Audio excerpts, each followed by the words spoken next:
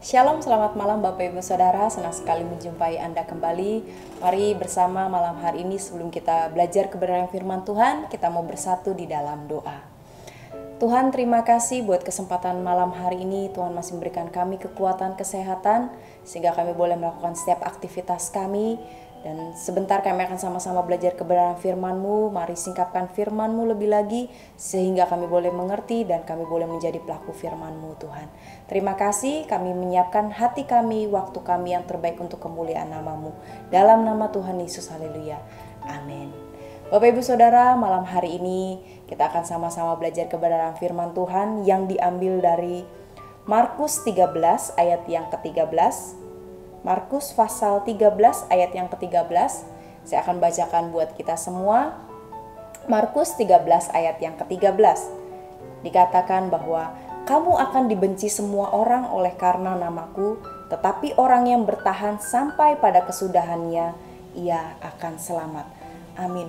Bapak Ibu Saudara, kata bertahan di sini menunjukkan pada satu kondisi di mana seseorang harus memiliki kekuatan untuk tetap menjaga, untuk waspada, bahkan mempertahankan diri secara tetap bahkan konsisten. Ya, Tuhan Yesus memperingatkan kita tentang keadaan yang terjadi akhir-akhir ini, bahkan konsekuensi dari kita sebagai pengikut Kristus. Di sini Tuhan Yesus katakan bahwa kita orang-orang yang bertahan sampai pada kesudahannya akan selamat. Dan inilah yang Tuhan kehendaki dalam diri kita. Tuhan ingin agar kita tetap bertahan sampai pada akhirnya. Ya. Dikatakan bahwa orang yang percaya kepada Tuhan Yesus hidupnya tidak mulus saja Bapak Ibu Saudara. Tapi dia akan mengalami satu penganiayaan, satu percobaan, satu tipu muslihat iblis yang membuat kita semakin lemah, semakin lesu di dalam Tuhan. Tapi mari bersama-sama kita mau percayakan diri kita kepada Tuhan. Ya, jangan sampai kita menjadi orang Kristen yang lemah, orang Kristen yang mudah putus asa. Karena apa? Ketika kita menjadi orang yang lemah, orang yang mudah putus asa, kita tidak dapat bertahan. Ya, karena itu malam hari ini kita mau sama-sama belajar bagaimana caranya supaya kita bisa tetap bertahan di tengah situasi yang tidak mengenakan saat ini. Yang pertama, jangan gelisah. Kita mau lihat di dalam ayat yang ke-7, di dalam Markus 13 ayat yang ke-7, kita akan lihat bersama. Dan apabila kamu mendengar deru perang atau kabar-kabar tentang perang, janganlah kamu gelisah. Semuanya itu harus terjadi, tetapi itu belum kesudahannya. Amin.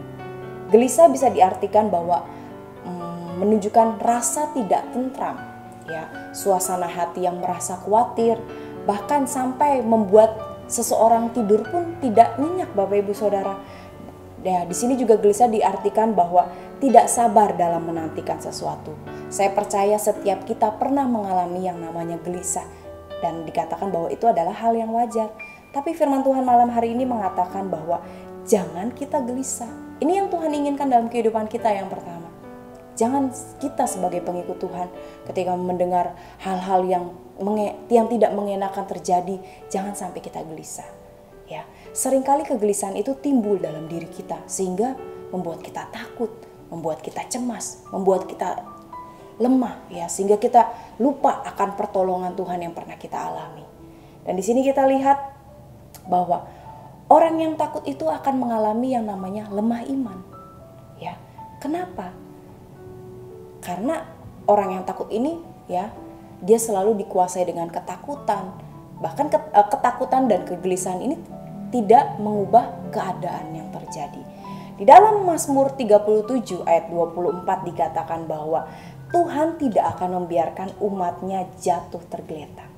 Amin Bapak Ibu Saudara, kita percaya hal-hal di luar sana boleh terjadi mengguncangkan iman kita. Tapi ingat bahwa Tuhan tidak akan membiarkan kita jatuh tergeletak. Ada satu kalimat bijak mengatakan bahwa dikuasai kegelisahan tidak akan membuat kita lebih dekat dengan Tuhan. Tetapi dekat dengan Tuhan akan memampukan kita untuk mengalahkan kegelisahan. Ya, sekali lagi saya katakan bahwa dikuasai kegelisahan tidak akan membuat kita dekat dengan Tuhan. Tetapi dekat dengan Tuhan memampukan kita untuk mengalahkan kegelisahan.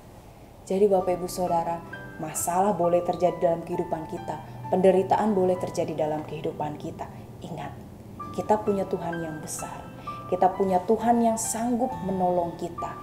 Ya, kuncinya hanya jangan gelisah. Mari kita percaya kepada Tuhan, kita mendekatkan diri kepada Tuhan. Yang kedua, selanjutnya kita akan sama-sama belajar di dalam ayat yang ke-11. Dalam ayat yang 11, saya akan bacakan buat kita semua. Dan jika kamu digiring dan diserahkan, janganlah kamu khawatir akan apa yang harus kamu katakan. Tetapi katakanlah apa yang dikaruniakan kepadamu pada saat itu juga. Sebab bukan kamu yang berkata-kata, melainkan Roh Kudus. Yang kedua, cara supaya kita tetap bertahan yaitu percaya adanya Roh Penghibur. Ya, Bapak Ibu Saudara, Tuhan telah memberikan Roh Kudus-Nya kepada setiap kita. Tujuannya untuk menghibur, menguatkan kita, bahkan lewat Roh Kudus juga memampukan kita supaya kita bisa kuat ketika kita bersekutu dengan firman-Nya.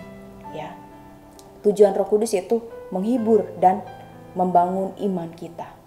Dan kita lihat bahwa iman yang kuat adalah iman saat kita mengandalkan Roh Kudus. Ya, kata-kata yang Roh Kudus keluarkan adalah kata-kata profetis, kata-kata yang mampu menguatkan setiap kita yang mendengarnya. Jadi di sini ya kita belajar saat kita bersekutu dengan firman, kita akan dipenuhi kata-kata Roh Kudus yang akan membuat kita tetap kuat. Karena itu ketika kita mengalami hal yang tidak mengenak, mari kita tetap percaya bahwa Roh Kudus, yaitu yang sumber penolong, sumber penghibur bagi setiap kita, ada memampukan setiap kita. Nah, di sini sebagai contoh saya lihat kehidupan Rasul Paulus, Bapak Ibu Saudara, ketika dia menjadi pengikut Kristus, ya, dia mengalami dan merasakan hal-hal yang pahit dalam hidupnya. Dia mengalami penderitaan, dia mengalami tekanan, dia mengalami kesulitan dalam pelayanannya, bahkan aniaya. Namun dia tetap bisa berkata seperti yang tertulis dalam 2 Korintus 4 ayat 8 sampai 9 dikatakan bahwa dalam segala hal kami ditindas namun tidak terjepit, kami habis akal namun tidak putus asa, kami dianiaya namun tidak ditinggal sendirian, kami dihempaskan namun tidak binasa. Ya, kekuatan Paulus ini bukan karena dia mampu, dia hebat, tapi kekuatan Paulus ini terjadi karena Roh Kudus yang selalu menghiburkan dan menguatkan dia. Karena itu Bapak Ibu Saudara, mari ya isi hati kita dan pikiran kita dengan firman Tuhan sehingga kita diberikan penghiburan, kita diberikan kekuatan ketika kita mengalami kelemahan. Ya, ingat bahwa Roh Kudus selalu ada bersama dengan kita orang percaya. Yang ketiga, kita akan sama-sama belajar cara supaya kita bertahan. Ya, tadi yang pertama untuk kita tidak perlu gelisah. Yang kedua, kita harus percaya adanya Roh Kudus, Roh Penghibur. Yang ketiga, ada jaminan keselamatan. Di dalam ayat yang ke-13 kita akan sama-sama belajar. Kita akan sama-sama baca maksudnya ya. Saya akan bacakan buat kita semua. Kamu akan dibenci semua orang oleh karena namaku, tetapi orang yang bertahan sampai kesudahannya, ia akan selamat. Amin. Di sini dikatakan bahwa orang yang bertahan sampai kesudahannya akan selamat. Ya, ini yang ketiga, poin yang ketiga. Ada jaminan keselamatan ketika kita bertahan sampai akhir. Ya, orang yang bertahan akan mendapatkan keselamatan yang sejati. Banyak orang yang tidak tahan dengan penderitaan Bapak Ibu Saudara, sehingga akhirnya apa? Mereka meninggalkan Tuhan. Ya, mereka cari hal-hal yang membuat mereka enak, ya hidup enak seperti itu. Ya, padahal Tuhan memberikan kepada setiap kita orang-orang percaya itu 2 karunia. Karunia untuk percaya dan karunia untuk menderita. Menderita juga disebut karunia Bapak Ibu Saudara. Kita bisa lihatnya di dalam Filipi 1 ayat 29. Oleh sebab itu kita sama-sama belajar untuk bertahan sampai akhir. Ya, maka ketika kita bertahan sampai akhirnya, keselamatan itu akan menjadi bagian kita. Tidak perlu khawatir Bapak Ibu Saudara, tidak perlu takut dengan keadaan yang terjadi. Jangan sampai hal-hal tersebut membuat kita berubah setia kepada Tuhan. Sebab ketika kita bertahan sampai akhirnya, Tuhan akan memberikan satu kemuliaan dalam kehidupan kita. Jadi Bapak Ibu Saudara, mari kita belajar kebenaran firman Tuhan malam hari ini. Hal-hal yang tidak mengenakan boleh saja terjadi dalam kehidupan kita. Masalah datang silih berganti dalam kehidupan kita. Tapi kita harus percaya, kita harus belajar untuk tidak gelisah. Percaya adanya Roh Penghibur, bahkan kita harus tetap bertahan. Ketika kita bertahan, keselamatan akan menjadi bagian kita. Amin Bapak Ibu Saudara. Mari kita mau tutup renungan kita malam hari ini dengan doa. Kita akan sama-sama berdoa kembali. Terima kasih Tuhan buat malam hari ini. Biarlah firman-Mu terus merema dalam hidup kami. Ajar kami untuk tidak takut. Ajar kami untuk tidak gelisah. Karena kami percaya ada Roh penghibur yang selalu ada di setiap hidup kami. Bahkan ketika kami bertahan ada jaminan keselamatan. Terima kasih. Materaikan firman-Mu lebih lagi dalam kehidupan kami. Dan kami menyerahkan waktu kami ke dalam tangan kasih-Mu dalam nama Tuhan Yesus. Haleluya. Amin. Selamat malam Bapak Ibu. Tuhan berkati.